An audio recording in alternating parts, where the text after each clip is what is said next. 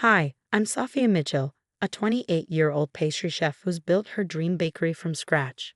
Life was as sweet as my cakes until I got engaged to Michael Thompson. That's when everything turned sour, thanks to his mother, Barbara. From the very beginning, Barbara made her presence known. "Darling, you really should use less vanilla in your recipes," she said during her first visit to my bakery, as if she were some sort of expert. "Customers these days prefer a more sophisticated taste." I was elbow deep in wedding cake batter at the time, trying to hold back my frustration. Her critique of my award-winning recipe was unwelcome, but I managed a polite smile. "Your cakes are lovely, dear, but they lack that special Thompson family touch," she added with a condescending tilt of her head. "My recipes have won 3 local baking competitions," I replied, keeping my voice steady.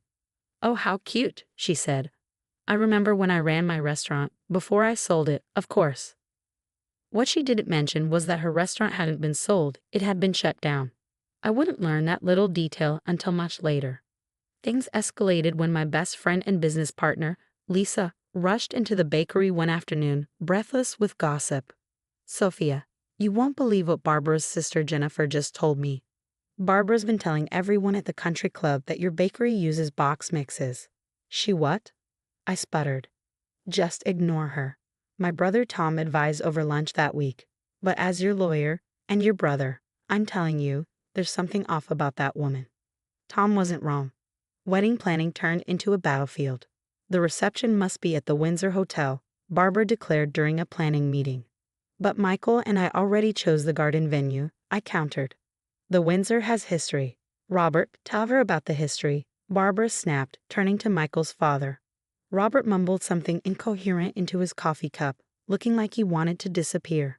"The garden venue is perfect for us, Mom," Michael said, though his voice lacked conviction. Then came the cake drama. I was in my kitchen, sketching the design for my dream wedding cake, when Barbara barged in with her sister Jennifer in tow. "Here it is, the Thompson family cake recipe," Barbara announced, thrusting a yellowed piece of paper at me. "5 generations of brides have used it." "Thank you, Barbara, but I've already designed our cake." "But it's tradition," Jennifer chimed in. "Every Thompson bride." "I'm a professional baker," I interrupted, holding my ground. "I'll be making my own wedding cake." "Michael won't be pleased," Barbara said, her smile as sharp as a knife. "He grew up expecting his bride to honor our traditions." "He'll love it," I said firmly. "He loves my baking." "We'll see about that, won't we?" she said, her smile never reaching her eyes. Little did I know, refusing that recipe was just the beginning. Barbara's interference soon took a darker turn, one I never could have imagined. It happened so fast. I felt her hands on my back, and then suddenly I was falling. My body twisted instinctively, trying to protect the wedding cake I was carrying. The stairs felt endless. Pain shot through my wrist like fire, and the world spun wildly around me. The emergency room was a blur of lights and questions. Michael arrived eventually, but instead of concern, his face showed something closer to annoyance. "Mom says you were being careless on the stairs," he said. "Careless? She pushed me," I cried. "Sophia, come on. Mom wouldn't do that." "Why would she?" "Because I wouldn't use her recipe, because I wouldn't let her control everything." "You're being dramatic. It was probably just an accident." The doctor interrupted with my diagnosis: a concussion, a sprained wrist, and bruised ribs. "The wedding will have to be postponed," I said, fighting back tears. And so my nightmare with Barbara Thompson continued. But this wasn't the end of her attempts to ruin my life. It was only the beginning. "But Mom's already called all the guests. Do you know how this makes us look? How it makes you look?" Michael's voice grated against my raw nerves as I lay in the hospital bed, bruised and battered. "She's worried people will blame her," he added. "They should blame her. She pushed me, Michael." He sighed, rubbing his temples like I was the one being unreasonable. "I think the pain meds are messing with your head. Mom would never." "Get out," I snapped, my voice trembling with fury. "Get out of my hospital room. Now."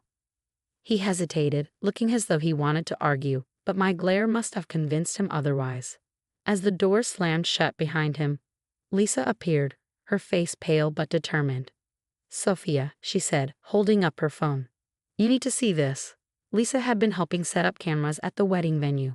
What she'd uncovered made my blood run cold. The security footage showed everything. Barbara Thompson deliberately pushing me down the stairs. Watching the video, my heart broke, not just from the betrayal, but from what it confirmed. Michael, the man I was supposed to marry the next day, would never choose me over his mother's lies. The hospital released me the next morning, but I hadn't even made it home before Michael started blowing up my phone. "You need to fix this," he demanded. "Mom's devastated that you're accusing her." "I'm not discussing this," I replied coldly. "We're done. You can't just end things over a misunderstanding." I hung up and called my brother instead. "Tom, I need your legal expertise." "Already on it," he said. "Lisa sent me the security footage. But Sophia, there's more you need to know." At Tom's office, he handed me a thick folder. "Barbara Thompson has a history," he said grimly. 3 former employees filed complaints about physical intimidation. All were mysteriously dropped, and the health department didn't shut down her restaurant for basic violations, like she claimed. Lisa chimed in. "They shut it down because a waitress was pushed down the kitchen stairs." "Sound familiar?" Tom clicked through his computer. "And get this, your bakery's recent bad reviews? All traced back to IP addresses matching Barbara's home and country club." My phone buzzed. A text from Jennifer, Barbara's sister. "Pace meeting at your bakery. Please come." When I arrived, Jennifer paced my office, wringing her hands. "You don't understand, Sophia," she began. "Barbara just wants what's best for the family business."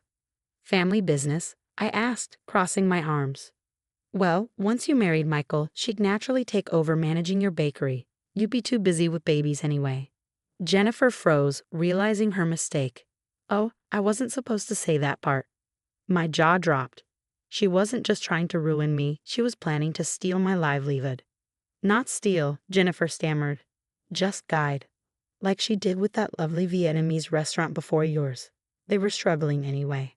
"What Vietnamese restaurant?" I demanded. More digging revealed the truth. The restaurant that used to occupy my bakery's location had been systematically destroyed by Barbara. She'd ruined their reputation, then swooped in to buy the space for pennies. The next day, Lisa led me to a coffee shop where 3 women were waiting. "I'm Helen," one said. "Barbara was my mother-in-law too. For 6 months.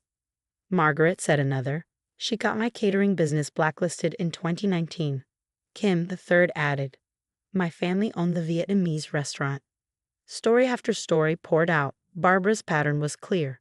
Target successful women-owned businesses, destroy them, then take over. "She's been doing this for years," Helen said. "But we were all too scared or ashamed to speak up." "Not anymore," I said, pulling out my phone. "I have security footage, Jennifer's confession, and now your stories. Let's stop her." Kim nodded. "Count me in." I kept all the threatening emails. "Me too," Margaret added, "and photos of the accidents at my venues." Looking around the table at these strong women, I realized something. Barbara had tried to destroy me. Instead, she created an army. The phone call that changed everything came on a Tuesday. The Maxwell Jones wedding. The coordinator began, her voice brimming with excitement. "The biggest social event of the season. We want you to cater it." "Are you sure?" I asked. I heard Barbara Thompson was handling the catering. After what happened at the country club, not a chance. Word had spread fast. The security footage of my fall leaked online, and soon former employees and business owners came forward with their own stories. Lisa burst into the kitchen one day, waving her phone. "Did you see the food critics' review?" she asked, grinning. The headline read, "Rising Phoenix Bakery, Tradition Meets Innovation." Below it was a scathing expose of Barbara's so-called traditional recipes, all stolen from the cooks she bullied. Karma came for Barbara in waves. Jennifer's social circle turned on her, disgusted by her complicity. Barbara's schemes unraveled, and her once untouchable reputation was left in ruins. And me? I wasn't just surviving, I was thriving. Barbara thought she could destroy me. Instead, she made me unstoppable. Michael's restaurant closed before it even opened. No suppliers were willing to work with the Thompson name. Meanwhile, the sweetest moment of poetic justice came when I catered Jennifer's daughter's high-profile wedding. "The cake is exquisite," the bride gushed. "I can't believe Aunt Barbara tried to stop me from hiring you." "Your aunt isn't causing trouble about being uninvited, is she?" I asked. Please, he said, rolling her eyes. After what she did to you and those other women, she's lucky we still acknowledge her at Christmas. Word on the grapevine was that Michael was now working late shifts at a diner. The Thompson family money dried up after Barbara's victims filed lawsuits against her. Last week, I opened my second bakery location, complete with a ribbon-cutting ceremony that made the local news. When a reporter asked me about Barbara, I simply smiled. I'm focused on the future, I said. Some people build themselves up by tearing others down. I build myself up by building amazing cakes. As I was cleaning up after the event, my phone buzzed. A text from Lisa. Barbara just got denied membership at her fourth country club this month. I didn't respond. I didn't need to. Success is the best revenge, and my success was written in buttercream, validated by awards, and measured in the lines of customers waiting for my innovative takes on traditional recipes. They say living well is the best revenge, but living well while your enemies watch their empire crumble.